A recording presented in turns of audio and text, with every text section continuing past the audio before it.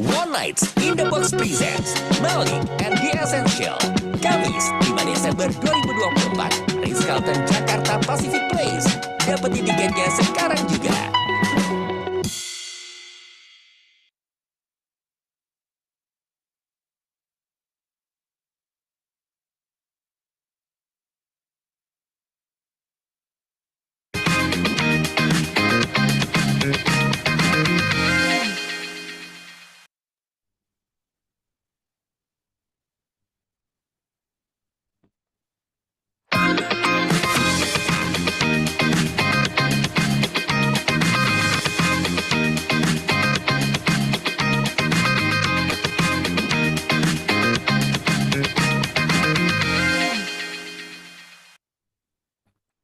Selamat pagi, selamat hari Sabtu Sobat MI. Kembali lagi bersama saya Alma dalam acara Marvelous Goes to Campus episode ke-137. Seperti biasa, hari ini saya akan menemani Sobat MI semua selama 90 menit ke depan. Dan seperti biasa, Marvelous Goes to Campus akan memberikan inspirasi dari sudut pandang creativity, innovation, entrepreneurship, dan leadership yang telah atau akan dilaksanakan oleh lembaga pendidikan tinggi di Indonesia. Namun sebelum itu, saya akan menyapa Mas Giovanni Alexander selaku Product Manager Marvelous Institute yang akan menjadi moderator kita pada acara hari ini. Selamat pagi, Mas Giovanni. Ya, selamat pagi Mbak Alma. Oke, sehat ya Mas ya? Sehat. Oke, terima kasih Mas Giovanni. Nah, selanjutnya saya akan menyapa juga nih narasumber yang sudah hadir bersama kita pada hari ini, yaitu Profesor Dr. Haji Gunawan Surya Putro M.Hum, selaku Rektor dari Universitas Muhammadiyah Profesor Dr. Hamka. Selamat pagi Prof. Gunawan. Selamat pagi Mbak Alma, Assalamualaikum, salam sejahtera. Sehat ya Prof ya? Alhamdulillah sehat. Oke, terima kasih Prof.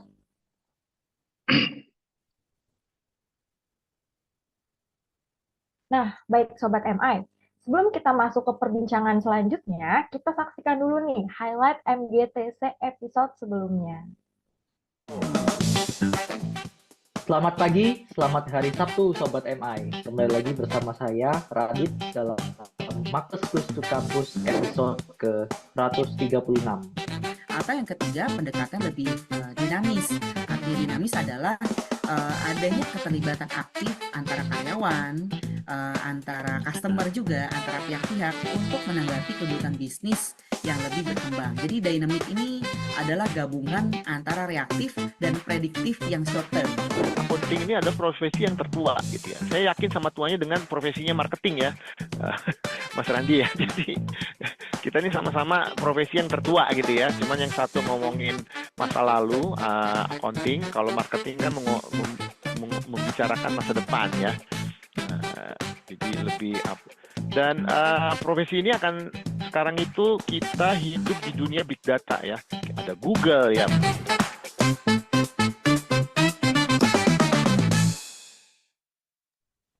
Nah, Sobat MI, kita masuk nih ke sesi pertama oleh Mas Giovanni yang akan memaparkan materi mengenai Educating the Next Generation Leaders with CL yang akan berbagi informasi insightful nih kepada kita semua. Tanpa berlama-lama lagi, kepada Mas Gio, waktu dan tempat saya persilahkan. Terima kasih Mbak Alma, mungkin selamat pagi teman-teman semua. Terus juga terima kasih sudah hadir Profesor Dr. Gunawan di acara MGTC episode 137 hari ini. Senang sekali nanti bisa berbincang dan berdiskusi dengan Profesor Dr. Gunawan. Hari ini mungkin sebelum saya berdiskusi dengan beliau, mungkin saya akan sedikit sharing tentang bagaimana sih kita bisa mengedukasi next generation misalnya di kampus ataupun di dunia kerja. Nah, saya sebagai product manager juga banyak sekali tantangan di beberapa tahun ini. Kenapa?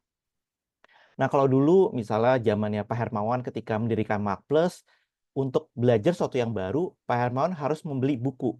Bukunya pun bukan dari buku Indonesia. Dia harus beli ke Amazon, dikirimnya bisa 1-2 bulan, dia baca, terus dia sharingkan ke orang-orang.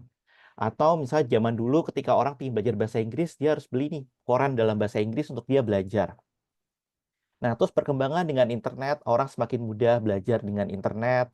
Terus orang bisa belajar hal baru lewat internet. Kayak dulu saya belajar digital marketing, SEO, dan lain-lain lewat internet. Atau lewat forum. Zaman itu ada yang namanya Kaskus, terus beberapa forum lainnya yang terkenal. Terus muncullah sosmed, di mana kita bisa belajar dari para influencer tentang marketing, tentang bisnis. Nah, sekarang setelah 2022, kita dihebohkan dengan adanya namanya ChatGPT, di mana kita bisa bertanya langsung ke ChatGPT. Kalau dulu saya bertanya ke Google, kita mesti mencari nih 5-10 sumber yang terpercaya. Sekarang dengan adanya ChatGPT, kita bisa langsung nih nanya, ChatGPT berikan saya misalnya, apa sih ibu kotanya dari Australia. Dia langsung kasih tahu namanya Canberra. Nah, tanpa kita harus melakukan googling dan melakukan verifikasi. Nah, tetapi banyak nih edukator yang kita tidak sadar tentang ancaman dengan adanya AI. Sampai kemarin ada berita sebuah startup yang namanya Check, yang dia biasanya memberikan bantuan menjawab soal-soal yang diberikan untuk mahasiswa ataupun anak SMA, tiba-tiba dia harus tutup. Kenapa? Karena subscription-nya menurun. Dari yang mungkin berapa banyak yang subscription untuk mendapatkan bantuan tutor gitu, sekarang mereka tinggal bertanya kepada ChatGPT. Nah, tetapi ChatGPT ini sebenarnya ada tantangan yang harus kita hadapi. Nah, mungkin saya akan berikan juga beberapa hint gitu teman-teman. Jadi teman-teman mungkin baru kayak sadar, oh ternyata ChatGPT seperti ini ya. Nah, ada sebuah soal seperti ini teman-teman. Mungkin teman-teman kalau mau sharing atau jawab boleh. Misalnya, Alice tuh mempunyai ancestor, mempunyai kita bilang simbol ancestor dan M brother dan M kakak.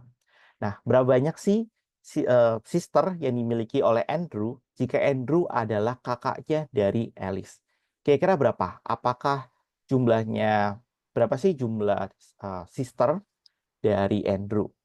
Mungkin ada yang jawab, oh Andrew itu punya ancestor karena kan Alice juga adalah ancestor. Jadi Andrew adalah apa namanya? Andrew punya ancestor. Nah, makanya itu banyak sekali kesalahan di internet yang menyebabkan kita menjadi hallucination. Malah ada jurnal juga yang mengatakan tentang hallucination di AI. Nah, makanya itu kita juga belajar atau mengembangkan juga namanya sebagai prompt engineer.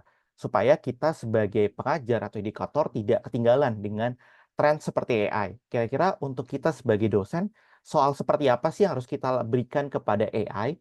Untuk apa? Supaya mahasiswa atau student yang kita berikan tidak mudah menjawab dengan AI tersebut. Jadi sehingga menjadi kopas. Banyak sekali juga saya ketemu dengan dosen dan pengajar, mereka jadi harus extra effort membuat jawaban di ChatGPT, kemudian ketika mendapatkan soal atau jawaban dari teman-teman mahasiswa, mereka harus mencocokkan jawaban dari ChatGPT dengan mahasiswanya. Tapi itu baru basicnya, karena sebenarnya ChatGPT ini kita bisa membuatnya menjadi personalized dan tidak susah, bukannya tidak, tapi susah untuk di-track sebagai ini jawaban dari AI. Karena banyak sekali kita bilang elemen, format untuk kita membuatnya menjadi personalized. Nah, coba kita buktikan di ChatGPT. Kira-kira jawabannya seperti apa?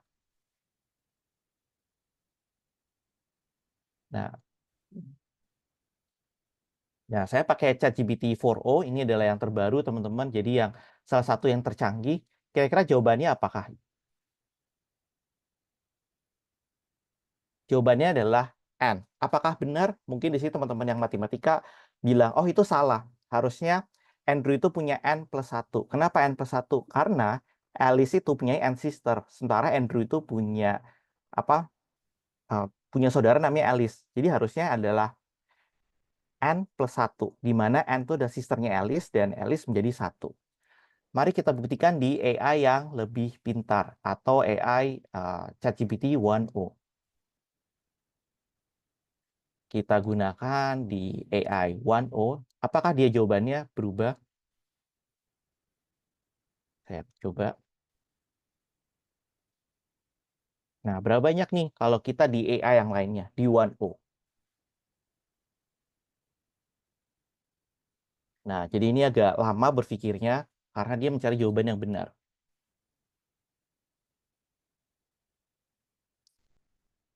Nih, dia butuh waktu 13 berpikir. Nah, dia bilang, udah benar nih jawabannya N+1. Jadi sebenarnya di ChatGPT itu kalau kita ekspor lebih jauh, banyak sekali hallucination yang terjadi, teman-teman. Nah, makanya itu kita sebagai educator juga harus belajar bagaimana sih memahami AI supaya kita bisa memberikan soal kepada student kita. Nah, salah satu soal yang saya berikan kepada student untuk tidak bisa dikerjakan oleh AI adalah saya selalu bertanya adalah reasoning dan fact dan sumber. Kenapa? Karena 3 hal ini yang tidak bisa dilakukan oleh ChatGPT. Misalnya kemarin ketika saya memberikan sertifikasi, saya memberikan tes kepada studentnya adalah ketika saya harus dipilihkan untuk membeli saham Apple atau Microsoft untuk di tahun 2027. Kenapa harus di tahun 2027? Karena AI ini hanya memiliki data sampai 2023. Sehingga ketika kita membuat prediction untuk di tahun 2027, AI ini tidak memiliki data yang cukup. Sehingga jika Bapak Ibu nanti misalnya belajar tentang AI ini, kita bisa memberikan soal yang sulit atau tidak bisa dikerjakan oleh AI, dan akhirnya kita juga terbebas lah dari mengkoreksi tugas-tugas yang kita sangka ini adalah AI. Nah, kenapa sih kita harus belajar tentang AI? Jadi di dunia ini ada 21.979 AI yang tersedia saat ini, dan ini sudah bertambah karena saya ingat sekali 2 bulan yang lalu saya present ke klien, jumlah AI di dunia ini hanya 18.000. Dalam waktu sebulan terdapat penambahan 3.000 AI. Dan kalau kita lihat job yang terdampak terhadap AI itu apa aja? Paling banyak ada namanya communication manager. Nah, mungkin saya merasa saya ini CEO, nggak mungkin dong tergantikan oleh AI. Tapi kita lihat CEO 91% pekerjaannya sudah bisa diotomatiskan menggunakan AI. Dia bilang, misalnya, saya mau ngelola tim manager, ada 15 AI yang bisa melakukannya. Saya mau ngasih ide, ada 51 AI. Saya mau bikin meeting summary, saya harus hire asisten. Ada 50 AI untuk mengerjakan meeting summary. Nah, saya mau bikin misalnya sales message, ada 3 AI untuk membuat sales message. Jadi segala sesuatu sudah dimudahkan oleh AI tersebut. Makanya kita pun di MAKPLUS mengembangkan namanya AI MAKPLUS Institute, di mana kita membuat prompting yang sangat spesifik supaya teman-teman di dunia kuliah ataupun maksudnya orang-orang yang kita ajarkan itu bisa lebih cepat dalam mengerjakan. Misalnya kalau dalam membuat positioning, kita tinggal mengetikkan saja prompt di sini positioning, saya berikan slash di sini positioning, saya berikan saja brand name-nya. Misalnya saya mau memberikan nama bank, misalnya BCA, industrinya adalah banking. Nah, mungkin kita spesifikkan retail banking. dia akan membuatkan jawaban menggunakan framework dari Mac+, sehingga ini memudahkan teman-teman dalam menjawab soal. Sehingga kita tidak bisa lagi menanyakan jawaban ya, tidak, tapi yang kita gunakan adalah reasoning-nya. Nah, setelah kita mendapatkan jawaban seperti ini, kira-kira reason-nya seperti apa? Nah, ini salah satu framework yang digunakan oleh Mac+, yaitu siapa sih target market-nya, nama brand-nya, frame of reference-nya, point of differentiation-nya, sama reason to believe. Jadi ini juga memudahkan pekerjaan para trainer dan para educator dalam mengajarkan sesuatu hal yang baru, di mana tugas kita bukan lagi mengajarkan untuk mereka bisa atau mampu, tapi kita ajarkan bagaimana mereka bisa melakukan analisis terhadap hasil yang digunakan oleh AI dan bagaimana membuat prompting yang lebih baik untuk kita bisa mendapatkan hasil yang lebih baik. Nah, cara kedua adalah kita bisa tanyakan, give me the reason why you give me the position. Kita bisa nanyakan reason-nya seperti apa supaya kita bisa mendapatkan jawaban yang lebih baik. Nah, dia juga sudah memberikan jawaban. Nah, terus apa sih yang kita lakukan untuk mengedukasi generation baru? Nah, mungkin saya pindah ke presentation-nya lagi. Yaitu sekarang di yang namanya Learning Management System sudah akan dibuat yang namanya virtual assistant atau mentor AI. Dulu misalnya saya mau belajar nih lewat LMS kayak Udemy.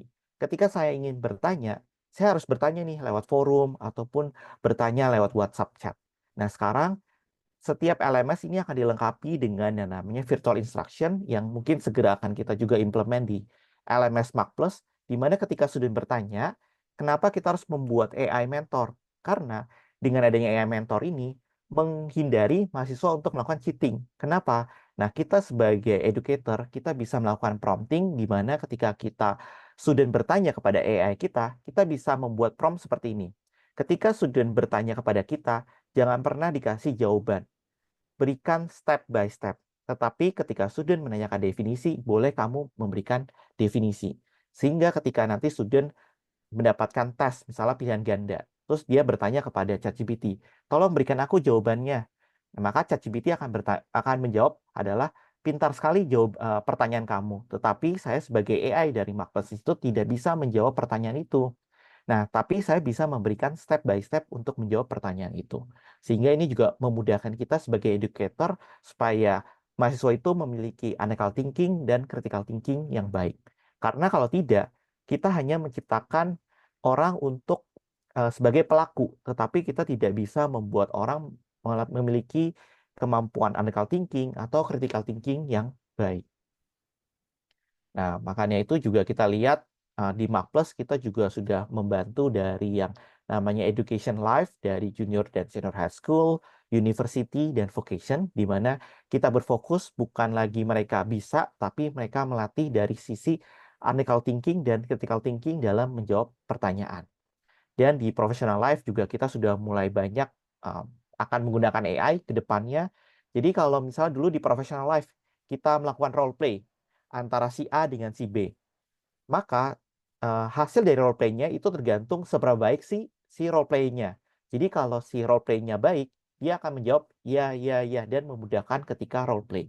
Tetapi dengan role play menggunakan AI, kita bisa menggenerate script yang sangat spesifik untuk kita berikan kepada role player. Sehingga role player tidak bisa dibuat kalau ini role player-nya baik nih, saya punya temenan nih, saya pasti dia akan memberikan saya case yang gampang. Tetapi semua case ini akan di-generate oleh AI.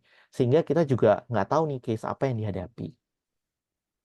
Dan terakhir kita juga sudah membantu untuk di entrepreneur life, seperti coaching program dan pension planner. Nah, makanya itu sekarang juga learning juga berubah. Di mana learning ini semakin personalized, di mana kalau kita juga di LMS, misalnya kita bisa memberikan pilihan, apakah kamu ingin belajar brand, service, atau sales, di mana dari kebutuhan dari student. Nah, mungkin ke depannya kita juga bisa menambahkan ketika mereka sudah bisa mengerjakan satu hal, mereka bisa loncat ke course kedua atau ke course ketiga. Karena learning adalah personalized. Dan learning itu juga kontekstual, di mana mereka bisa mengimplementasikan knowledge, skill, dan attitude-nya langsung, dan mereka juga bisa bertanya ke AI Dan learning itu juga socialize, di mana mereka juga bisa berdiskusi dengan teman-teman yang akan mau belajar. Dan terakhir adalah learning adalah terukur.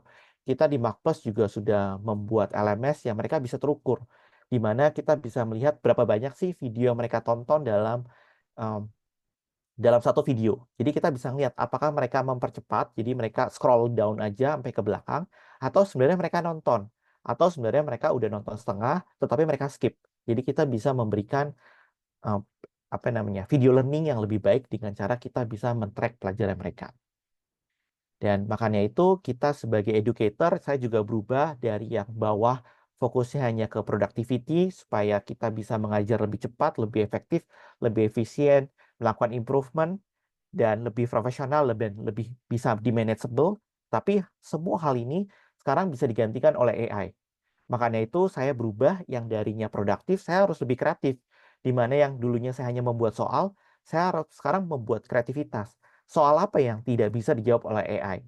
Soal apa yang memerlukan analisis tinggi supaya ketika student menjawab, dia tidak bisa 100% mengandalkan oleh AI. Dan saya juga harus melakukan inovasi. Pelajaran seperti apa yang saya harus lakukan dengan adanya AI tersebut. Misalnya, saya bisa membuat Steve Jobs hadir di ruangan menggunakan AI. Dengan cara apa? Saya melatih segala sesuatu sumber dari Steve Jobs, terus saya berikan kepada AI, sehingga AI ini bisa berpura-pura sebagai Steve Jobs. Dan saya sebagai educator dapat berinteraksi dengan Steve Jobs sebagai AI kepada mahasiswa.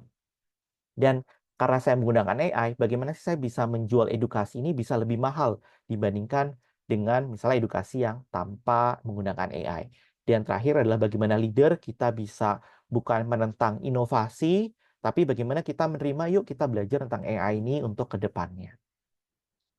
Dan maka itu juga kita juga terus mengembangkan sertifikasi, di mana sertifikasi ini udah mulai kita tanamkan dengan AI mentor juga, supaya nanti ketika teman-teman belajar di sini bukan lagi belajar knowledge atau skill, tapi bagaimana mereka melatih analytical thinking dan critical thinking-nya mereka.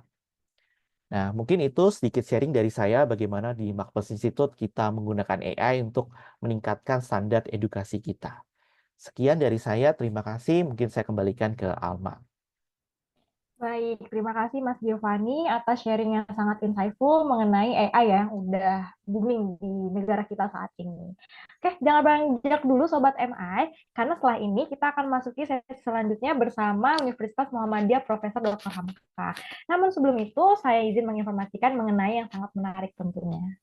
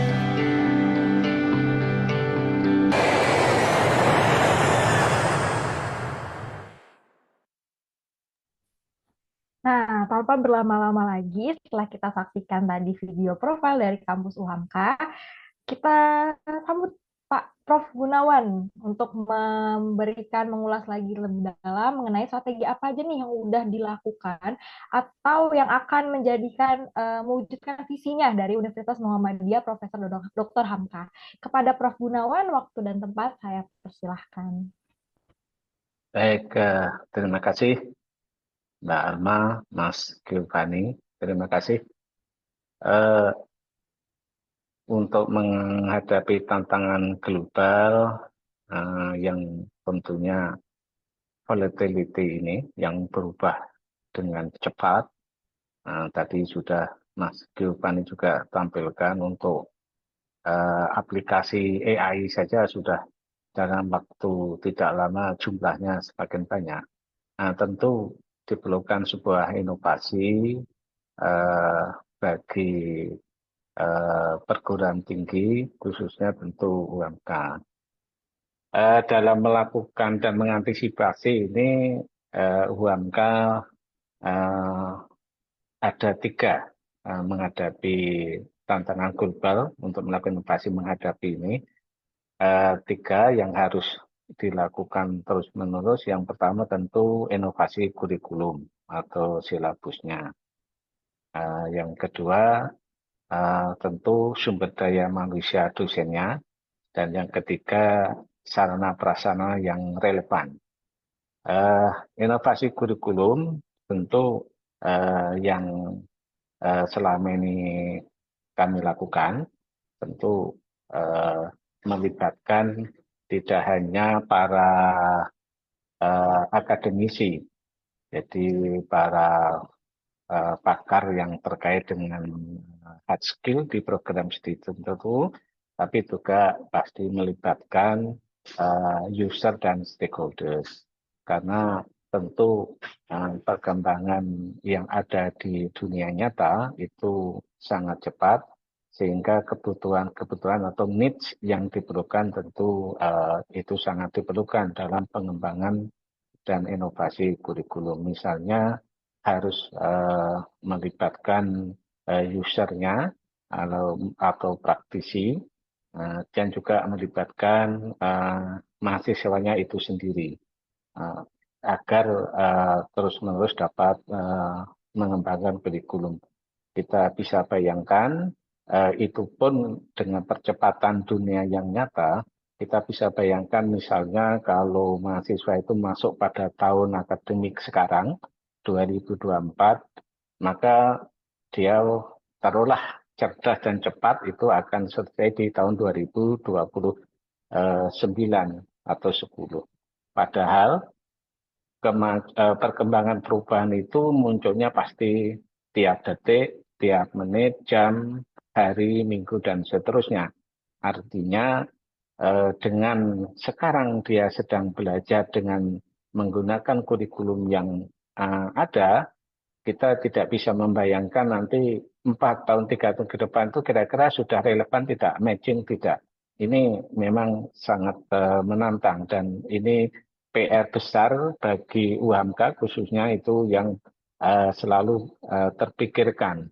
Bagaimana profil lulusan kita yang kita didik dengan silabus dan kurikulum yang sekarang itu betul-betul bisa nanti matching ketika beliau lulus di tahun ke-3,5 atau 4. Nah, ini kadang-kadang saya sendiri secara pribadi terus terang saja suka bertanya-tanya dan meragukan apakah betul bisa kan gitu.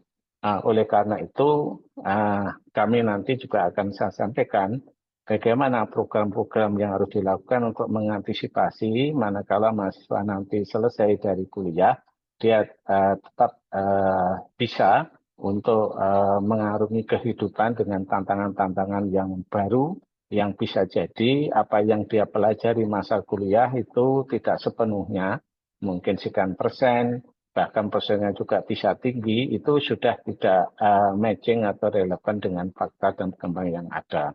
Tadi juga contoh teknologi AI tadi sudah dicontohkan.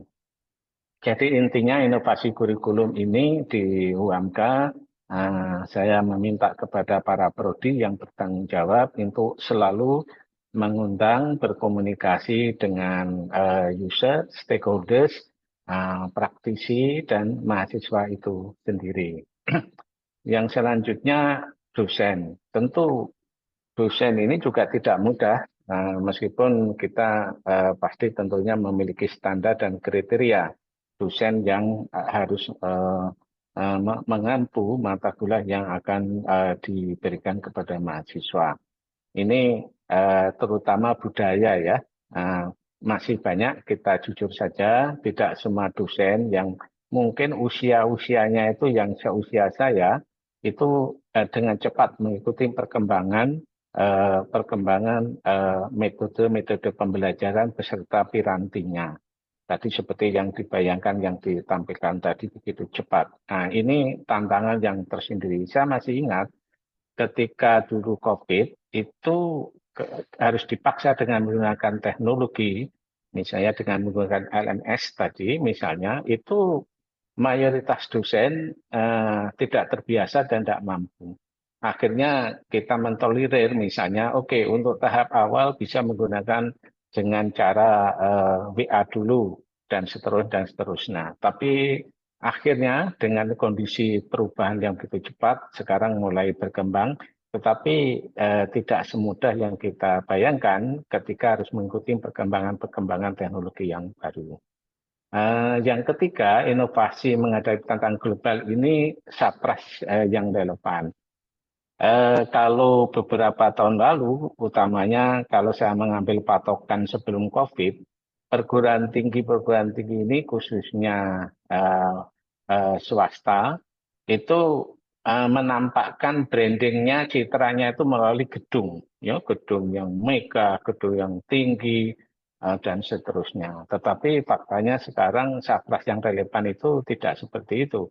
Kita sekarang basisnya adalah basis teknologi informasi, diantaranya tentu yang AI tadi. Nah, ini fokus yang kita lakukan di UMK sekarang untuk SAPRAS itu memang akan menyesuaikan.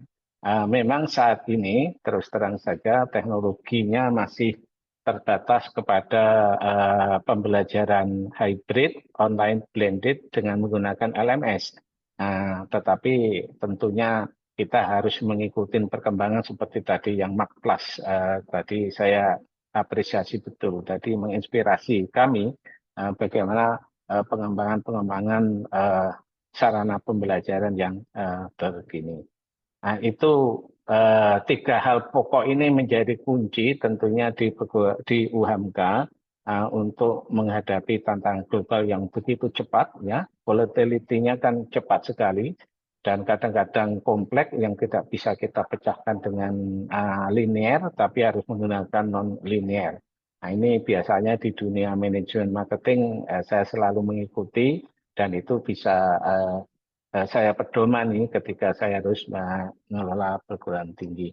Nah, saya ingat misalnya saya juga selalu mengikuti yang meskipun sekarang perkembangan cepat itu istilah atau dikonsep oleh Warren dan Bush itu kan VUCA itu ya. Perubahan naik turun yang cepat, lalu ketidakpastian, kompleksitas dalam kenyataan, lalu juga ambiguous, jadi volatility, uncertainty, complex ambiguity dalam dunia manajemen marketing itu juga menjadi referensi saya untuk bagaimana mengembangkan kurikulum, lalu mengembangkan sumber daya manusia yang unggul, juga bagaimana mempersiapkan SAPRAS-SAPRAS yang relevan, khususnya SAPRAS yang kekinian yang mengandung teknologi informasi. Nah, itu dasar dari UMK yang saat ini sedang kami lakukan untuk mengantisipasi tantangan global. Tadi saya sampaikan bagaimana program-program yang kombinasikan unsur kurikulum yang dari akademik, artinya di sini berarti para akademisi, pakar di bidang studi tertentu, dengan stakeholders dan user yang harus melibatkan di dalam pengembangan kurikulum. Utamanya bagaimana profil lulusan ini menjadi orang yang kreatif, yang inovatif, entrepreneur dan memiliki leadership yang kuat. Konsep CIEL ini menurut saya ini kan bagian dari konsep entrepreneurship ya, dari kewirausahaan itu. Oleh karena itu saya memang UMK memiliki program itu membangun jiwa kreativitas, inovasi, entrepreneur tadi, agar nanti lulus dari UMK yang tadi saya gambarkan ada gap antara kurikulum yang sekarang atau mata kuliah yang dipelajari dengan nanti 3 tahun, 4 tahun ke depan yang begitu cepat. Nah, bagaimana agar mahasiswa memiliki jiwa-jiwa entrepreneurship dalam arti luas ya di sini. Nah, maka di UMK itu ada program ini memang tidak diberikan di prodi langsung karena ini memang di luar dari silabus di dalam prodi itu. Kalau kita menggunakan istilah ini soft skill atau life skill-nya ya. Misalnya di UMK memiliki program yang kita namakan filantropi kewirausahaan sosial. Nah, apa ini? Nah, jadi begini, program ini di dalam kelas itu mahasiswa diberikan sebuah panduan bagaimana mahasiswa itu mampu mengenerating modal, jadi mencari dana. Lalu dengan dana itu tentu dengan kegiatan mahasiswa ya, dia melakukan kegiatan-kegiatan dari kegiatan itu akan mendapatkan dana. Lalu bagaimana dana yang didapatkan itu dia mampu memberdayakan masyarakat miskin. Jadi biasanya semacam pilot project ya, dia harus mencari di daerah tertentu menemukan satu keluarga yang miskin. Lalu keluarga itu dengan modal yang dia berikan itu dibina, dilatih sehingga keluarga miskin itu mandiri. Biasanya program seperti ini memang ini memakan waktu hampir 1 semester. Lalu nanti dari program itu maka akan ada pelaporan akhir yang akan dinilai dari proses itu. Jadi ini kita namakan program filantropi kewirausahaan sosial, ya. Dan ini kami segera juga rencana akan menggabungkan dengan program SDGs ya, Sustainability Development Goals. Di situ menopang kegiatan-kegiatan ini sehingga nanti mahasiswa betul-betul memiliki jiwa kewirausahaan yang tinggi. Lalu UMK juga sekarang sedang merintis, ini kita namakan sebetulnya ini program bela negara. Ini mungkin ini juga salah satu program untuk menguatkan jiwa kewirausahaannya, tapi sekaligus cinta tanah air. Karena begini, misalnya di mahasiswa kedokteran, ini kan ada fenomena mahasiswa kedokteran itu kalau ditugaskan di daerah-daerah terpencil 3T gitu ya, itu kecenderungannya itu tidak bertahan, ya, tidak bertahan karena kondisi, karena jauh, karena sulit dan sebagainya. Nah, dengan program dibekali bela negara seperti ini, tentu menyiapkan bahwa Anda ketika lulus dari UMK maka Anda harus siap ditugaskan sesuai dengan regulasi dan aturan di berbagai daerah yang tertinggal. Nah, program seperti ini tentu UMK tidak bekerja sendiri. Ini saya UMK berkolaborasi dengan kalau saat ini dengan Pangdam Jaya ya, yang Rindam itu kita lakukan untuk bagaimana program bela negara. Ini biasanya, ini saat ini pilot proyeknya saya berikan kepada mahasiswa yang selesai sarjana kedokterannya, sehingga dia siap untuk nanti diterjunkan di mana-mana. Dan ini sudah berjalan 4 tahun. Saya berusaha ketika nanti ini outputnya bagus dan betul-betul karakter lulusannya memang betul-betul seperti yang kita harapkan, tangguh dan tangguh, komitmen, setia kepada NKRI ini, maka ini juga akan saya kembangkan dengan prodi-prodi lain. Lalu kita juga punya program, kalau yang formal itu memang sertifikasi kewirausahaan ya, dengan LSCP. Itulah yang tadi saya katakan, saya tidak menutup kemungkinan dengan tadi presentasi Mas Giovanni tadi itu sebetulnya juga salah satu opsi yang akan saya kembangkan yang berkolaborasi tentunya. Nah, ini tetapi program sertifikasi kewirausahaan yang sekarang LSP ini baru pada tingkat dasar dan tentu belum memenuhi harapan lebih mendalam dan tentu bermakna dan bermanfaat bagi mahasiswa.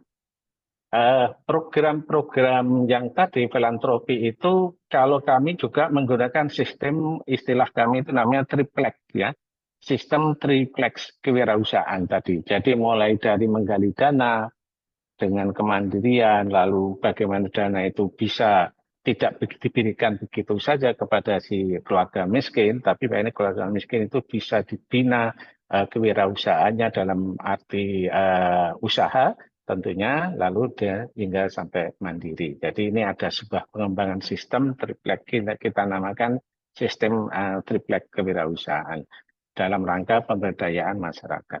Nah, sekarang saya juga mengembangkan program UMK yang membangun jiwa itu saya larikan kepada pembinaan ekonomi kreatif, talent scouting semacam itu ya.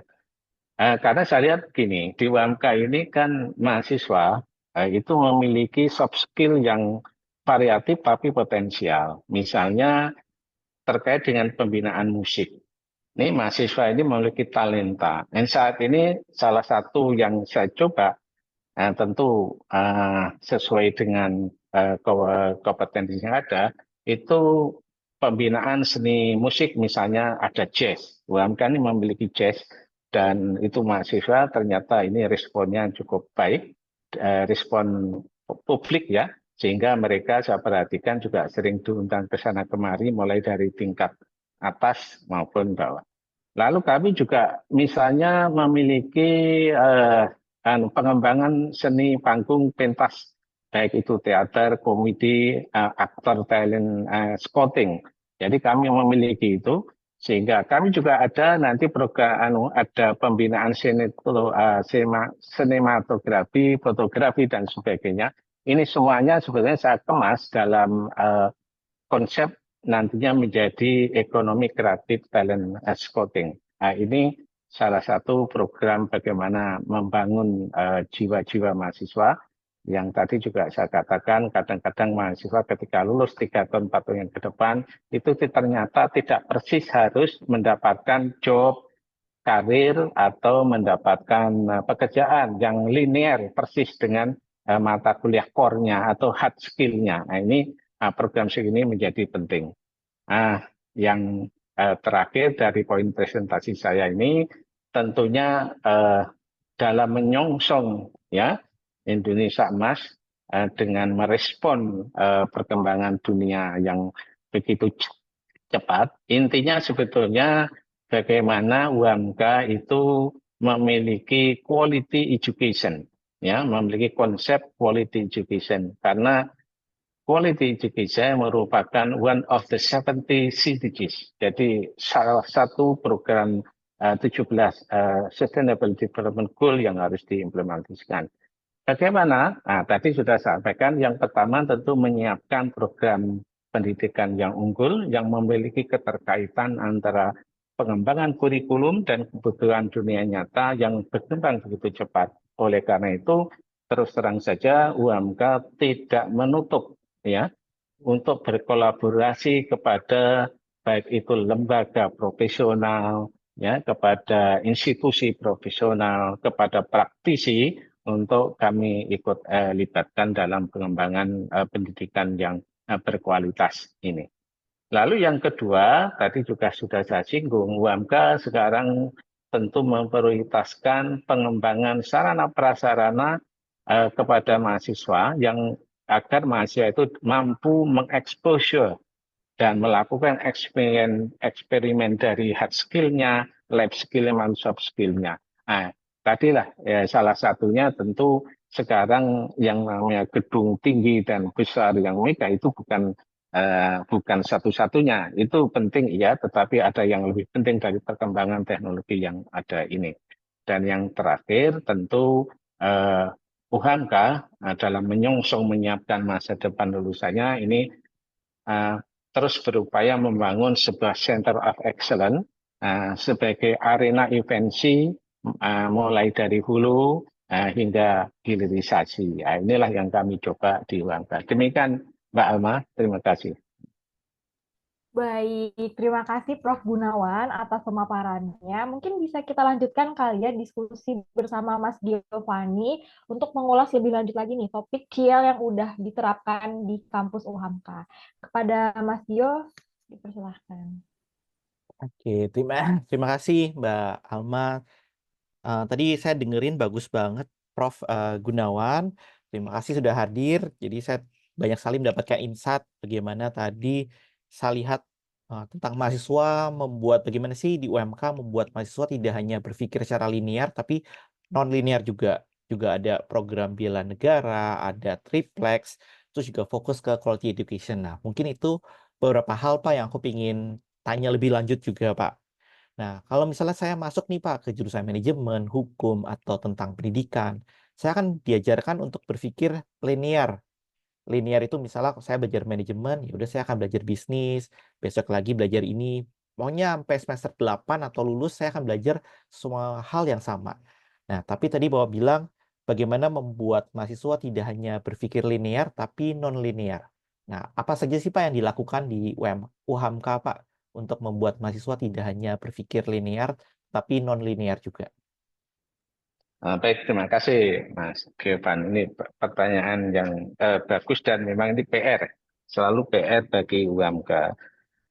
Saya setuju memang kalau kita sering sebut tadi mahasiswa ini tidak hanya diajari di program studinya saja terkait dengan hard skill-nya, bidang keilmuannya ya begitu.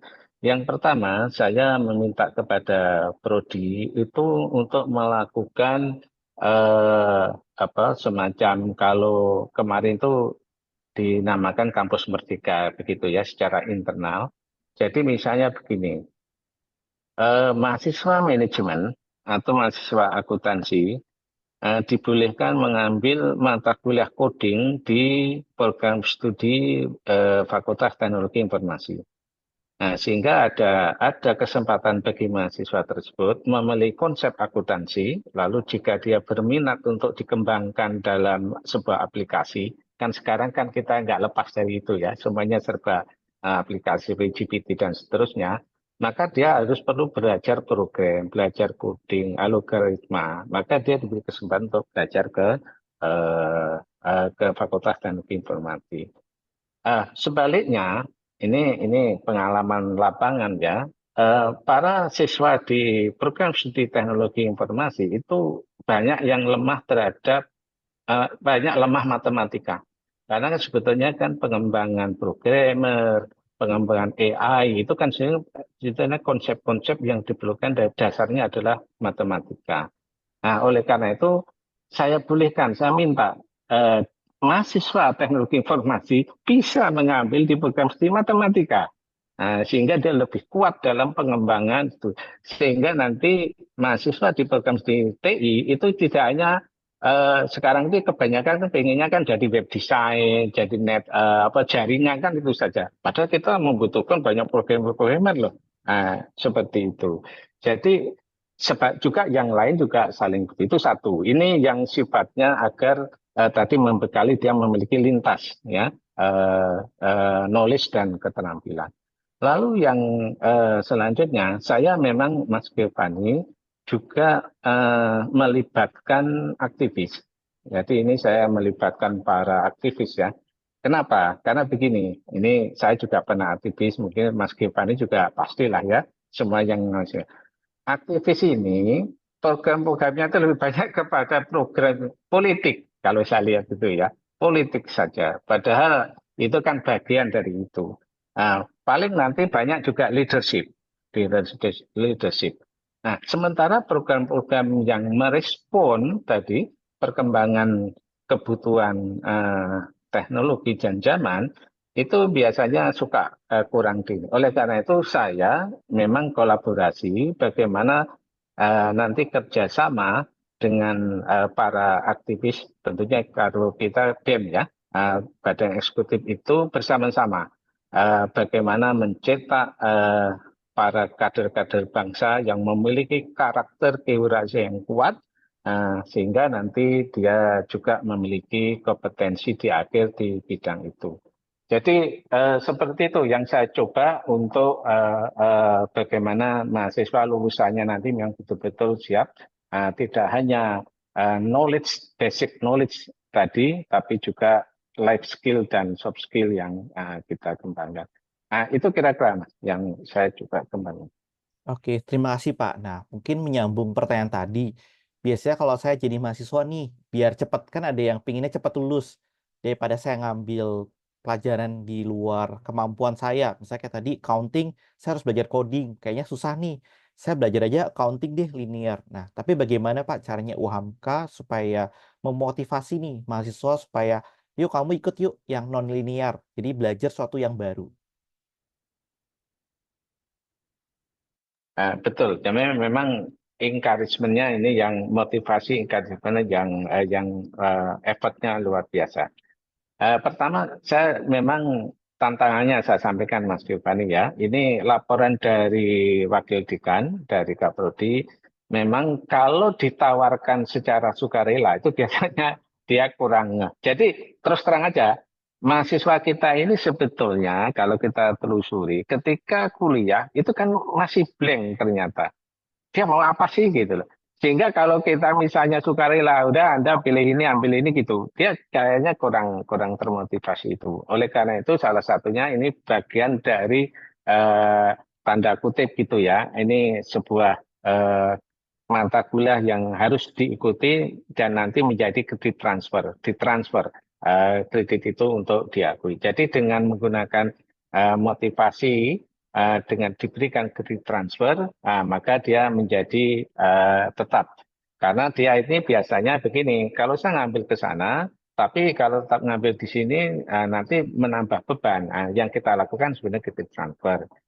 Lalu yang kedua tentang tadi ketidakmampuannya gitu ya. Tentu ini kita harus menyesuaikan dari minat dari mahasiswa tersebut agar juga bisa memfasilitasi. Dan kalau sudah pada tingkat kemampuan dasar, ini memang tentu kita memberikan beberapa advice alternatif agar mereka bisa terus bisa termotivasi untuk mengikuti itu. Nah itu kira-kira. Oke, terima kasih Pak. Nah, saya juga penasaran tentang bela negara nih Pak. Nah, kalau di zaman saya ini mungkin tidak pernah mendengar nih bela negara. Dulu saya di zamannya kayak kampusnya masih otoriter, terus tiba-tiba karena banyak pembulian dan lain, terus muncullah kayak oh sebagai kampus kita mesti baik nih sama mahasiswa, muncullah dengan ada job desk namanya guru BP, BK dan lain-lain. Nah, sekarang Bapak memberikan lagi nih bela negara. Kira-kira dampaknya apa sih Pak? Emang kan kalau kita lihat di Singapura dan Korea sebagai negara yang sukses, mereka punya wajib militer. Nah, kira-kira apa sih Pak keuntungan bela negara ini? Baik, makasih. Jadi gini, ini sebetulnya istilah bela negara ini kan saya masih mengcopy dari sebuah kebijakan dari kementerian ya, sebetulnya istilahnya itu. Tetapi isinya secara umum memang memperkuat karakter ya, jadi menciptakan karakter yang kuat. Jadi kewirausahaannya ini kuat, tapi sekaligus dia memiliki komitmen terhadap negara, cinta tanah air, cinta bangsa. Nah ini yang kita harapkan. Lalu apa hasilnya? Begini, yang pertama dari kegiatannya adalah disiplin. Nah, disiplin Mas. Ya, kita itu sangat lemah dengan disiplin. Contoh kita ini kan terkenal waktu ya. Waktu ini ketemu jam 9, datangnya 9:10, disiplin. Ini sangat penting jadi disiplin. Saya itu sampai misalnya begini. Misalnya kita ada sebuah kegiatan, lalu di situ menyanyikan Indonesia Raya. Itu kalau orang sipil, kalau saya perhatikan, nyanyi sambil goyang-goyang itu. Kakinya goyang, ini goyang gitu. Nggak disiplin itu. Harusnya dia tegak, berkhidmat. Dan begitu. Ini contoh kecil. Dan ini dampaknya sangat luas. Satu, disiplin. Nah, saya berharap lulusan UHAMKA itu memiliki kedisiplinan yang tinggi. Orang yang disiplin, saya yakin dia akan komitmen.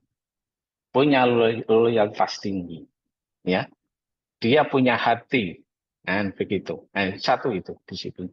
Yang kedua, saya menginginkan Mas Lulusan itu memiliki sikap ketahan malangan. Nah ini tadi yang kata ketahan malangan. Kan ini ya kita juga tahu kan sekarang ini kecenderungannya pemuda anak-anak kita itu kan istilahnya brittle gitu ya. Jadi brittle itu ya apa rapuh lah gitu. Baru ditantang sedikit ada challenge gitu sudah mengalami keluhan dan sebagainya. Dengan sistem program yang sanampan bela negara, jadi yang rapuh jiwa brittle tidak mengenal tantangan di mana dunia ini begitu perkembangannya cepat menantang, sikap seperti ini yang dibangun agar tidak memiliki jiwa-jiwa yang rapuh. Jadi ketahan malangan. Apalagi ini mahasiswa UMK ini mayoritas DKI ini, Mas Giovanni, DKI 60% itu Jakarta, baru lainnya itu nyebar di Jakarta sekitar. Kita bayangkan yang biasa hidup di Jakarta, kita bisa bayangkan lah. Sewaktu-waktu kalau khususnya, ini kenapa saya mulai dari kedokteran. Karena lulusan kedokteran itu, khususnya UMK, itu wajib mengabdi di luar. Dia malah akan mendapatkan reward itu kalau dia di 3T. Di 3T. Di Papua, di NTT, begitu. Wah ini kalau kita nggak latih jiwa seperti yang kuat seperti ini tentu dia tidak akan mampu menghadapi. Jadi ketahan malangan itu. Lalu kemandirian. Kemandirian. Tidak mengenal lelah. Ya, jadi seperti ini. Jadi mirip-mirip sebetulnya isinya sebetulnya itu mirip-mirip itu menggembleng kewirausahaan sebetulnya ya. Nah, lalu kenapa saya menggandeng Rindam? Biasanya orang sipil itu kalau tidak diawasi dengan ketat itu nggak serius. Tetapi jangan dikira kalau kita kerjasama dengan tentara Rindam itu keras kayak yang sering muncul, enggak. Mereka itu justru ada berbahagia, saya perhatikan ya, bermain, disiplin dan seterusnya. Nah, jadi ini manfaat dari salah satu program bela negara itu, Mas Giovanni.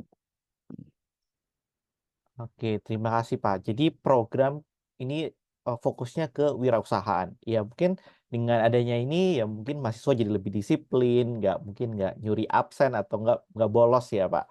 Nah mungkin saya mau lanjut lagi ke triplex Pak. Boleh dijelasin nggak Pak tentang triplex itu seperti apa? Tadi saya dengar diberikan dana tapi untuk membantu orang yang kurang mampu. Nah seperti apa sih Pak kira-kiranya?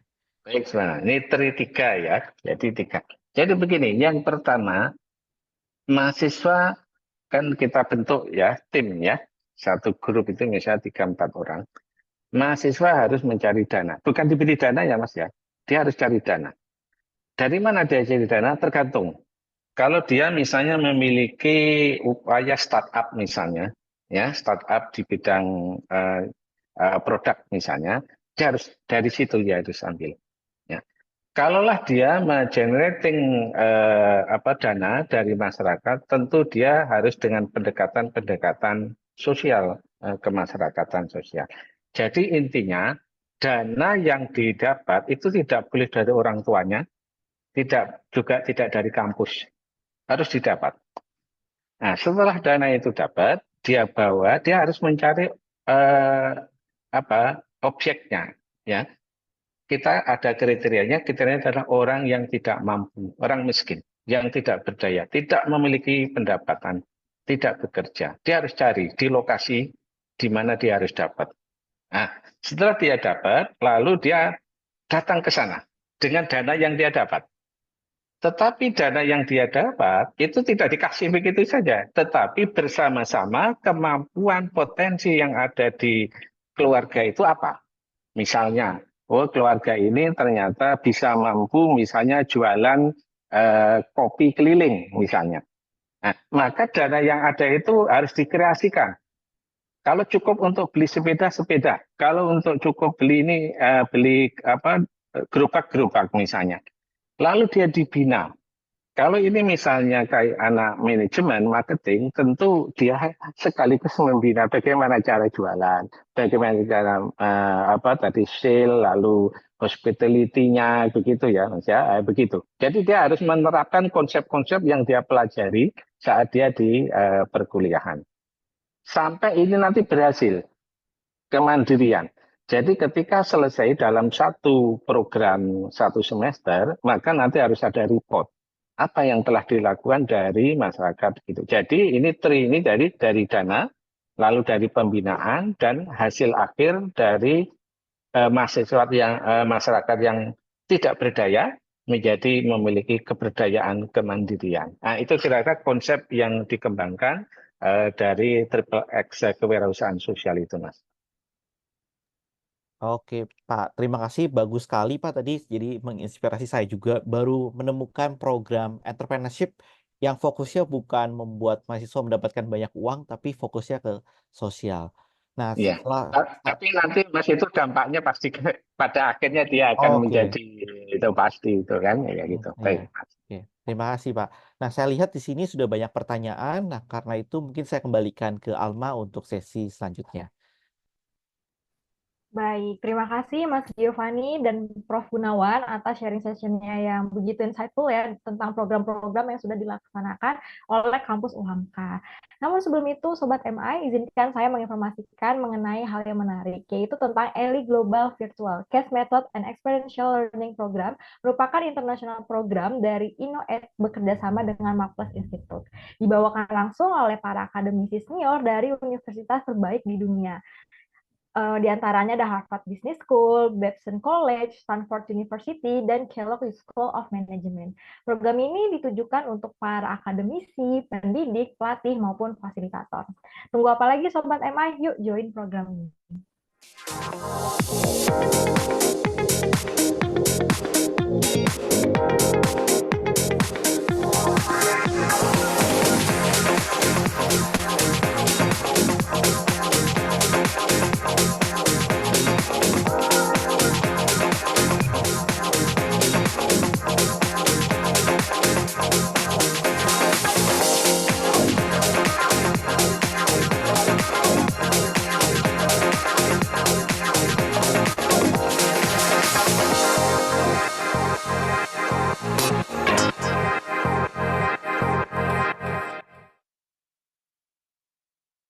Baik, sekarang kita masuk ke sesi Q&A. Saya izin mengundang kembali Mas Giovanni dan Prof. Gunawan untuk kembali. Oke, udah ada beberapa pertanyaan yang masuk. Pertanyaan yang pertama mungkin ini buat Prof. Gunawan ya. Prof, apakah AI dapat membantu dalam pengembangan pelajaran anak usia dini? Kalau ada, dalam bentuk apa? Dan yang kedua, apakah ada pembekalan sertifikasi BNSP bagi mahasiswa-mahasiswa yang ada di UHAMKA?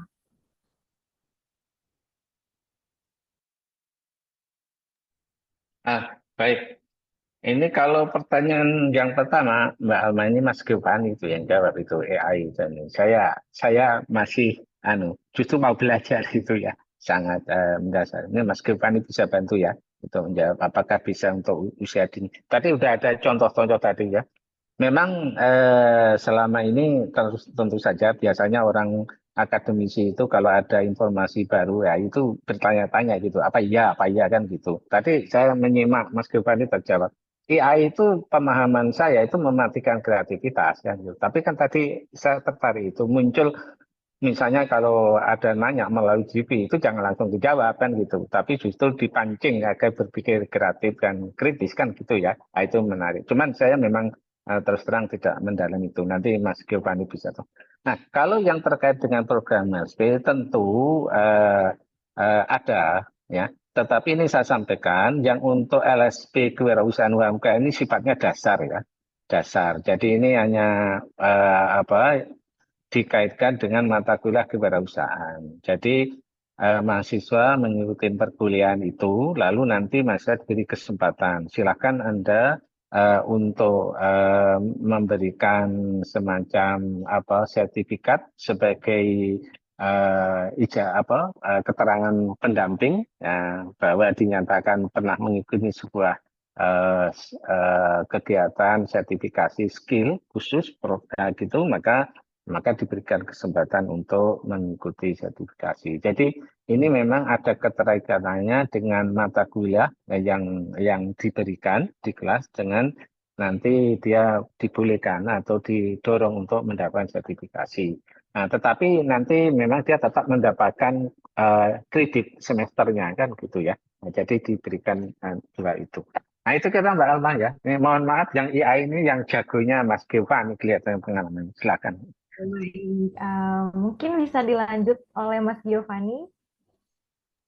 Oh ya, oke, terima kasih Prof. Jadi untuk pertanyaan apakah untuk usia dini bisa atau tidak, kebetulan saya pakai AI ini untuk ngajarin anak saya yang umur 1 tahun nih Bapak Ibu.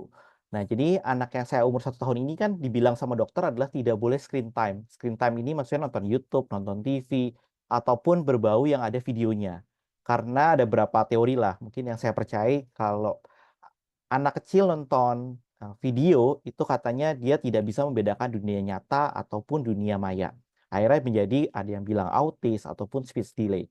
Nah, kemudian saya pernah nanya nih ke ChatGPT, apakah ChatGPT ini kalau saya berkomunikasi dengan ChatGPT ini sama seperti screen time? Dia bilang tidak, karena ada interaksi dua arah. Nah, kebetulan karena anak saya belum bisa ngomong, jadi kebetulan saya harus mereply ChatGPT.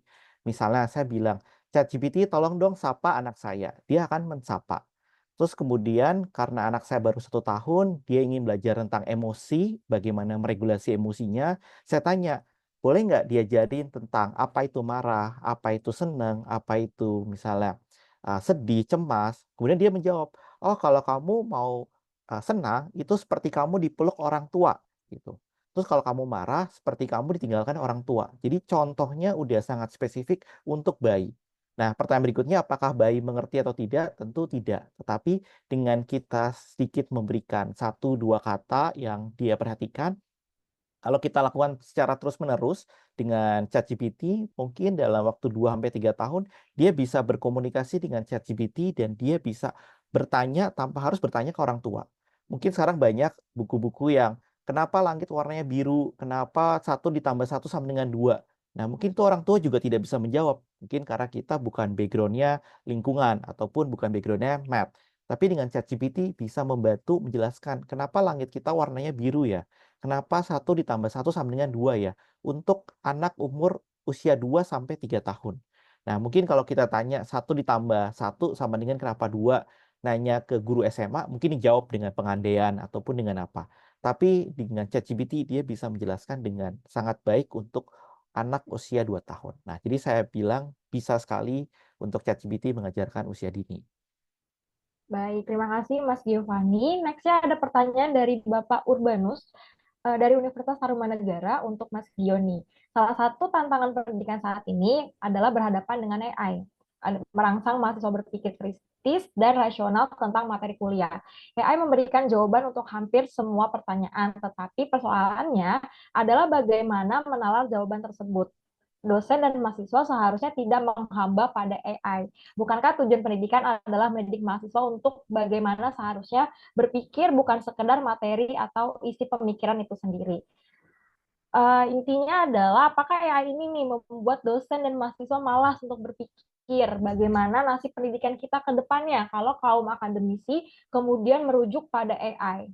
Apakah orang masih mau membaca buku sebagai sumber ilmu, kemudian kalau nanti bergurunya pada AI? Nah, bagaimana tanggapan dari Pak Giovanni? Terima kasih. Oke, nah terima kasih Pak pertanyaannya. Jadi kemarin saya baru ngajar juga untuk AI ini. Pertama, saya selalu memberikan mindset AI ini bukan memberikan jawaban, tapi mempercepat pekerjaan kita. Maksudnya apa? Sebagai mempercepat.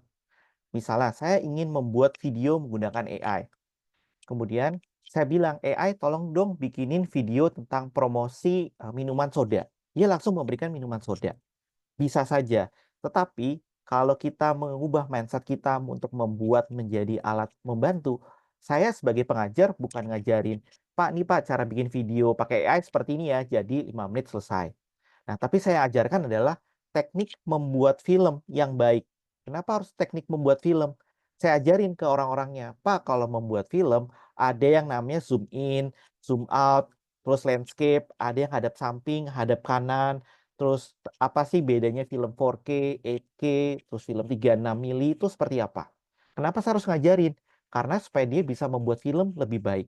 Nah, dari yang saya mengajarkan untuk membuat video dari satu angle, saya kasih teorinya. Oh, kalau kamu ingin membuat film pakai AI, kau ada teori nih, namanya zoom out, zoom in. Terus kita masukin ke AI. Oh, ternyata jadinya seperti ini ya. Nah, akhirnya AI itu bukan saya jadikan sebagai apa yang namanya hasilnya, tapi alat untuk mempercepat pekerjaan kita. Daripada saya bawa ke tempat syuting, ini loh namanya zoom in, zoom out, tapi hasilnya bisa langsung dilihat oleh AI. Terus kemudian AI ini bisa membantu kita berpikir kritis, Bapak Ibu. Nah, maksudnya seperti apa? Saya memberikan ujian, mungkin coba saya share screen ya Bapak Ibu ya. Uh, Nah, ini tadi saya coba tanyakan jawaban ini ke AI. Kemudian keluarlah jawaban seperti ini. Jadi sebenarnya cukup membantu saya. Nah, pemikiran kritis seperti apa sih nih? Saya kasih contohnya. Ini adalah soal yang kemarin kita berikan untuk sertifikasi. Kemudian kita tanya, lebih baik kamu beli saham Apple atau saham Microsoft ya? Nah, terus kemudian prompt-nya adalah, tolong dong kasih 3 kriteria ini, product pipeline, financial stability, cash, debt, dan lain-lainnya. Nah, kemudian kita ada orang memberikan jawaban seperti ini kalau di prompt-nya. Kamu adalah financial analyst. Nah, hasilnya tuh keluar tuh lewat ChatGPT. Kemudian kita sebagai educator atau pengajar, kita tantang. Apakah kamu yakin jawaban itu terbaik dari AI? Mungkin jawaban kamu keluar, apakah jawaban kamu terbaik? Terus kemudian dibilang, iya, ini adalah jawaban terbaik. Nah, coba kita ganti. Kenapa harus financial analyst? Kenapa nggak Kenapa nggak namanya corporate investor? Kenapa nggak corporate investor? Atau kenapa nggak security analyst? Security gimana ya? Analis. Ini maksudnya orang yang main saham. Kenapa harus financial analyst? Kenapa nggak ini? Atau kenapa nggak CFA holder level 3? Ini adalah pemegang sertifikasi paling tinggi. Atau kenapa nggak kamu bikin kayak kamu adalah orang yang bekerja misalnya di Warren Buffett, atau kamu adalah Warren Buffett. Kenapa harus financial analyst? Akhirnya kita semua satu kelas berpikir, iya, kenapa harus financial analyst ya? Kenapa nggak Warren Buffett ya? Terus kenapa nggak kita pakai versi yang lain? Akhirnya kita bisa mendapatkan jawaban yang berbeda. Ternyata pas kita cek, jawaban kamu adalah financial analyst dan Warren Buffett itu berbeda. Kenapa? Ternyata kalau Warren Buffett, dia melihatnya adalah fundamental. Akhirnya jawaban yang diberikan ke kita adalah fundamental analisis saham. Tapi kita kalau ngomong CFA level 3 yang diberikan adalah hasil yang berbeda. Jadi makanya AI ini juga cukup kompleks. Kalau cuman kita minta jawaban bisa keluar, tapi ternyata bukan itu jawaban yang terbaik. Nah, atau mungkin kemarin saya seperti ini. Ada video, ternyata videonya keluarin jarinya 6. Kan AI itu belum sempurna. Jadi ketika manusia itu berinteraksi, jarinya ada 6. Terus kemudian saya tanya, gimana ya membuat video dari jari 6 menjadi jari 5? Apa yang harus kamu tuliskan? Masa kamu nuliskan AI, masa kamu nggak tahu manusia itu jarinya 5, bukan 6? Pasti AI-nya juga bingung. Ini maksudnya apa? Nah, makanya itu kenapa kita harus memiliki tata bahasa dan logika dalam menggunakan AI. Nah, makanya itu mungkin terakhir nih saya dapat jawaban yang bagus dari AI adalah, nah, jika mahasiswa diajarkan hanya mencari jawaban tanpa proses refleksi, maka AI akan membuat mereka malas. Tetapi kita sebagai educator harus mengajarkan bagaimana merefleksikan jawabannya. Nah, mungkin malah jadi lebih ringan Bapak Ibu. Kalau dulu mereka mengumpulkan, kita memeriksa, sekarang kita tinggal mengumpulkan, terus kita membahasnya di kelas. Mungkin bisa 1 jam, 2 jam. Kenapa jawabannya seperti ini? Kenapa nggak jawabannya seperti itu? Untuk mendapatkan jawaban manusia. Nah, mungkin satu hal juga yang selalu saya sampaikan adalah, saya ini mungkin jago dalam menggunakan AI, tetapi tidak bisa lebih hebat dibandingkan orang yang berada di domain tersebut. Nah, mungkin kalau saya mengutip Profesor Stella Christie, dia pernah ngomong, AI ini jawabannya nggak bagus. Kenapa? Ya karena dia domainnya udah sangat dalam atau udah sangat expert di bidang neuron atau bidang otak manusia. Ketika AI dipaksa untuk melebihi kemampuan manusia, itu Profesor Christie, ya pasti nggak bisa. Pasti ada keterbatasan. Nah, makanya itu pasti kita yang dosen mungkin udah belajar 20 tahun, 30 tahun, pasti tidak akan bisa melebihi, maksudnya AI ini tidak bisa melebihi kemampuan kita dalam menjelaskan analisis. Nah, makanya itu kita sebagai dosen harus mengganti role kita dari sebagai memberikan jawaban, tapi sebagai fasilitator dalam memfasilitasi untuk mahasiswa berpikir kritis. Mungkin itu jawaban dari saya. Oke, baik Mas Giovanni atas jawabannya.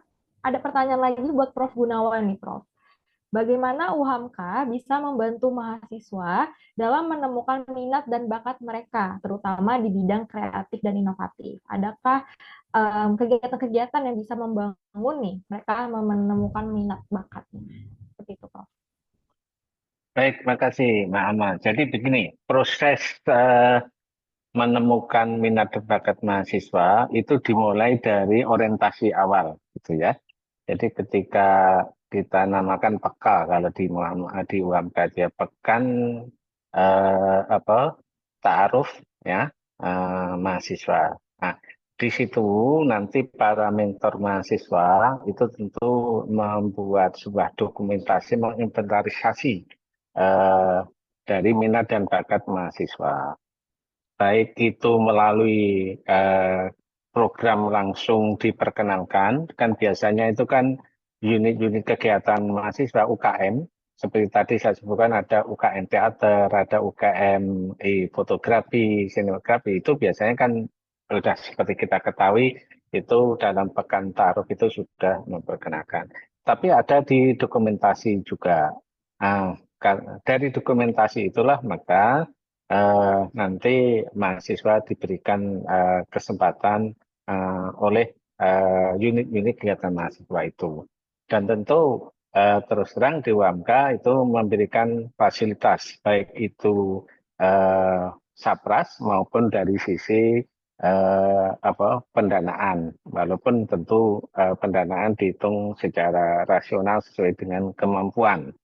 Nah, yang selanjutnya saya ini juga mencari semacam konsultan-konsultan gitu ya. Nah, yang tadi saya sebut talent scouting tadi. Jadi saya profesional nanti saya minta untuk melakukan talent scouting yang disitulah nanti dia bisa lebih ya untuk membina melakukan bakat kepada para mahasiswa itu. Nah, sehingga harapan kami nanti mahasiswa itu bisa muncul dari bakat itu. Nah, kalau saya sampaikan misalnya UMK ini juga sudah pernah memunculkan kelompok komedian yang waktu itu namanya Limau. Itu sebetulnya Asia UMK itu, Akri, JS itu ya. Nah, itu contoh dari talent scouting dari komedian. Fotografi UMK juga cukup bagus dan pameran di mana-mana dan seterusnya.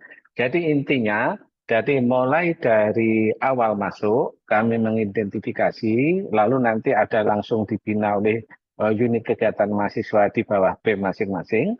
Nah, tapi juga nanti bisa secara lebih khusus, artinya mendekati profesionalisme lah itu nanti saya akan memfasilitasi dengan ahlinya, dengan konsultan di bidang bakat dan minat itu.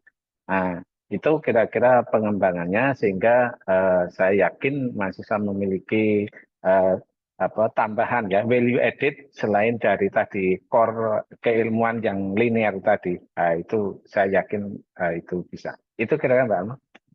Baik, memang sudah dari awal masuk mahasiswa baru ya Pak, sampai nanti mereka menuju profesionalisme udah dibimbing ya sama Ya. UHAMKA gitu. Baik, terima kasih Ya. Pak Gunawan. Nah, next-nya ada pertanyaan dari Bu Fania untuk Mas Gio. Bagaimana program tersebut mengadaptasi tren digital marketing terbaru dalam program ini? Dan apakah ada kolaborasi khusus nih dengan universitas tertentu untuk melaksanakan program ini? Mungkin ini yang tadi ChatGPT MI ya, Mas Gio ya? Silakan Mas. Oke, kalau sekarang sebenarnya Bu kita lagi ngembangin, jadi kan sebenarnya ChatGPT ini nggak ngerti tentang Indonesia dan mengerti tentang marketing yang baik. Nah sekarang ini kita lagi ngelakuin fine tuning sih, fine tuning maksudnya kita lagi ngajarin tentang ilmu-ilmu Marketplace yang terbaru sehingga ketika kita bertanya, misalnya ada UMKM nih, Mak Plus saya mau tanya nih, cara membuat logo yang baik, bukan diajarin step by step dari ChatGPT, tapi diajarin step by step dari kita.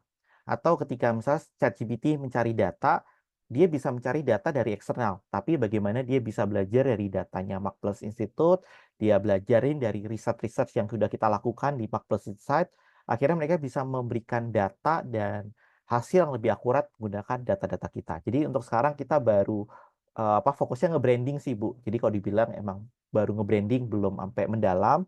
Semoga tahun depan lebih dalam lagi. Kalau mau ada univ kerjasama, mungkin silakan nanti supaya ada beberapa mahasiswa yang membantu kita untuk men-fine tuning. Fine tuning itu intinya kita punya teori dan konsep bagaimana membuatnya itu menjadi sebuah code yang bisa dibaca oleh AI, dan ketika AI-nya itu mengeluarkan jawaban, kita juga ngelatih kira-kira apakah jawaban ini sudah akurat mendekati yang kita mau. Nah, jadi kalau sekarang belum, tapi semoga tahun depan sudah ada kerjasama dengan universitas tertentu. Baik, satu pertanyaan terakhir nih Mas Giovanni, menyambung pertanyaan tadi dari Pak Wahyudi, apakah nanti ke depannya ada pembelajaran atau pembahasan langsung nih terkait praktek kegiatan yang tadi, seperti itu, supaya Oh bisa ya. lebih mudah memahaminya. Oke, nah Pak, jadi kita lagi ngembangin namanya CCPS, Certified ChatGPT Prompt Specialist. Nah, ketika kita mengambil sertifikasi itu, yang kita tanyakan mungkin sama, emangnya butuh ChatGPT Prompt Specialist gitu kan. Dari vendornya yaitu iTrain, hanya bilang satu hal ini, yang belajar ChatGPT Prompt Specialist itu bukan anak yang males, tapi adalah profesor dan konsultan yang ingin mempercepat pekerjaan mereka. Apakah itu sudah menjawab? Menurut saya, iya, itu sudah menjawab. Dan ketika saya belajar, yang ngajar itu adalah dokter S3 di Universitas Malaysia, dan materi yang diberikan adalah riset-riset kumpulan dari orang.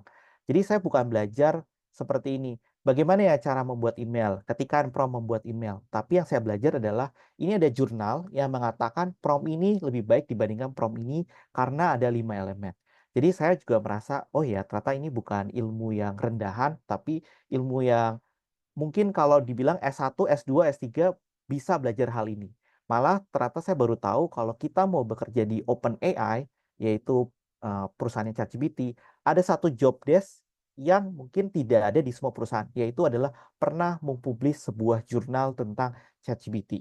Jadi untuk kita mau bekerja di ChatGPT, kita harus pernah mempublish jurnal. Jadi ini bukan pekerjaan yang gampang, tapi ternyata pekerjaan yang membutuhkan riset. Mungkin seperti itu, Pak. Eh, Baik, Mbak Alma, izin. boleh Prof, silahkan. Ini supaya adil. Saya tadi kan Mas Giovanni banyak tanya ke saya, gantian saya tanya dong dengan Mas Giovanni. Baik, yang boleh ya Mbak Alma ya, ini di akhir sesi ini. Silakan Prof. Soalnya, ya penting soalnya bagi UMK bagi saya. Begini, yang pertama tentu tadi Mas ya, saya menggarisbawahi bahwa secanggih apapun GPT, nah tadi juga Pak dari Tarumanagara tanyakan ya, kekhawatiran mengambil alih peran manusia, dan pada dasarnya kan dalam proses pembelajaran itu kan hubungan batin tetap harus ada ya, batin itu harus ada. Kalau langsung chat itu kan memang yang itu memang secara umum kita akui di dalam dunia pembelajaran. Tapi saya setuju tadi, kuncinya tentu peran manusia dalam hal ini guru dan dosen kan tetap ada, tetap penting, cuman dia sebagai fasilitator itu kan penting kuncinya gitu ya. Yang kedua, itu kalau kerjasama dengan perguruan tinggi, yuk jangan lama-lama lah. UMK itu saya siap gitu, segera bekerja. Karena bagaimana juga, ini nggak bisa kita hindari. Saya tadi katakan bahwa pengembangan sarana prasarana, sekarang itu orientasi perguruan tinggi sudah tidak lagi pikirannya itu bangun gedung 100 tingkat, nggak begitu sekarang ini kan itu. Akan dialihkan kepada sapras yang relevan yang mengikuti perkembangan itu. Nah, gimana itu komentarnya, Mas? Nah, betul Pak. Kita juga bikin sih kerjasama dengan berbagai universitas. Kayak tadi saya bilang, knowledge di dunia ini luas sekali Pak. Jadi kalau dibilang, saya pernah baca, ya Meta itu kan ngeluarin ChatGPT namanya lama.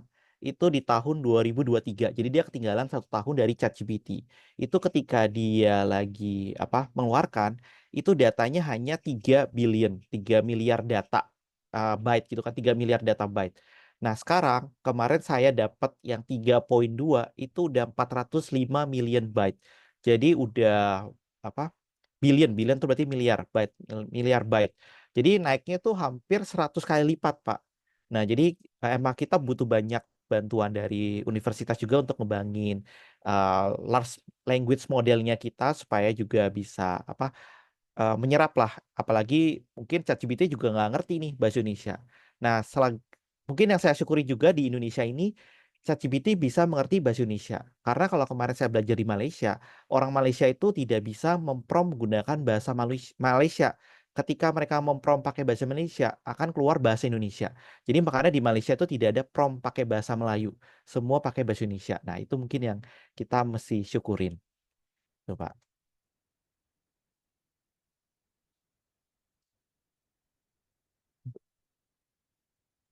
Terima kasih Mbak Alma, Mas Gilbert. Baik, terima kasih Prof. dan Mas Giovanni. Baik, Sobat MI, karena kita terdapat keterbatasan waktu, maka berakhir pula perjumpaan kita dalam program Mark Plus Goes to Campus episode kali ini.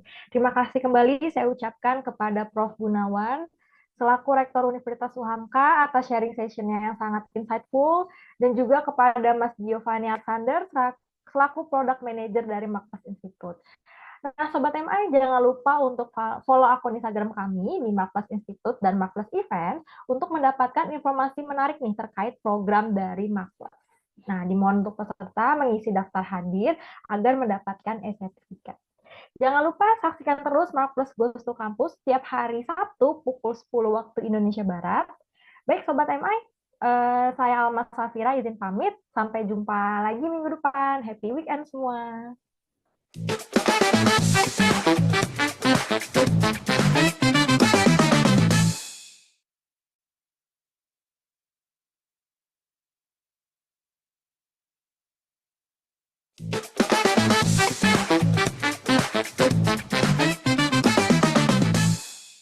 One Nights in the Box presents Melody and The Essential. Kamis 5 Desember 2024, Ritz-Carlton Jakarta Pacific Place. Dapetin tiketnya sekarang juga.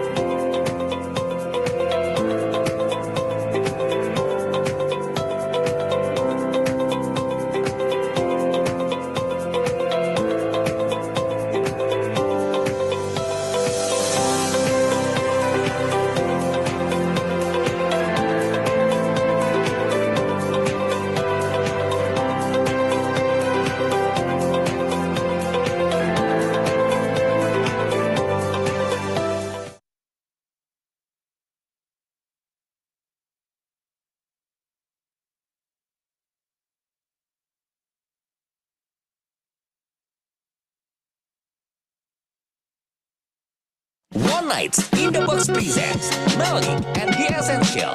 Kamis 5 Desember 2024, Ritz-Carlton Jakarta Pacific Place. Dapati tiketnya sekarang juga.